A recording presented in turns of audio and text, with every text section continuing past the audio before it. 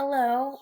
Thank you for showing up for your grammar lesson today. This focuses on page 445. So as mentioned in the previous video from this week, today we'll be identifying the direct object of a sentence and the indirect object of a sentence. So let's go ahead and just review what direct objects are. The direct object is the noun or pronoun that's receiving the action of the verb. It is not a part of the prepositional phrase. So let's do an example. Brooklyn sent flowers to her mother. So of course the first thing we want to do is cross out our prepositional phrase just to rule out any nouns, because we obviously don't want to choose a noun that's in the prepositional phrase because that's not going to be our direct object. So what is our prepositional phrase? To her mother. Subject, Brooklyn. What is our verb? Sent. And if we go back to the definition of a direct object, it is the noun that's receiving the action of the verb. So what was sent? Flowers were sent. That makes flowers our direct object. Now let's go ahead and review indirect objects. If a sentence has a direct object, it could also have an indirect object. So an indirect object is the noun or pronoun that is, excuse that typo, that wasn't a typo. That always comes between the verb and the direct object of the sentence. It's the receiver of the direct object. So who or what is receiving the direct object? So for example, Miss Morris found Carter a new book to read. Let's go ahead and cross out our prepositional phrase. What is our prepositional phrase? To read. Our subject is Miss Morris. And then what is our verb? Found. Now, first, before we find our indirect object, we need to find our direct object. So what was found? The book was found. That makes the book the direct object because it's the receiver of the verb.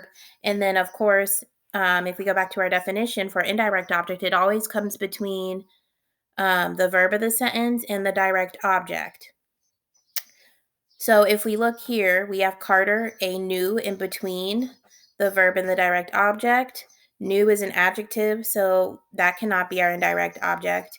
A is an article, that cannot be our indirect object. Carter is a noun, and this name is in between found and the direct object. So that is our indirect object because who received the direct object, the book, was Carter. So let's go ahead and do a few examples from page 445. Let's do number 1. The brother gave the child a kick under the table. I really hope you guys are being nice to your siblings and not kicking them under the table. Anyway, so what is our prepositional phrase? Under the table. What is our subject? The brother is our subject. And then what is our verb? Gave is our verb. So first, let's find our direct object before we find our indirect object. So the direct object receives the verb. So what was given? What did the brother give? The brother gave a kick. So in this case, kick is a direct object. Now your indirect object receives the direct object. Who received this kick? The child did. So that makes the child, or just child, excuse me, the word child, the indirect object.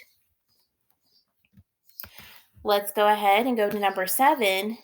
Give him your ideas.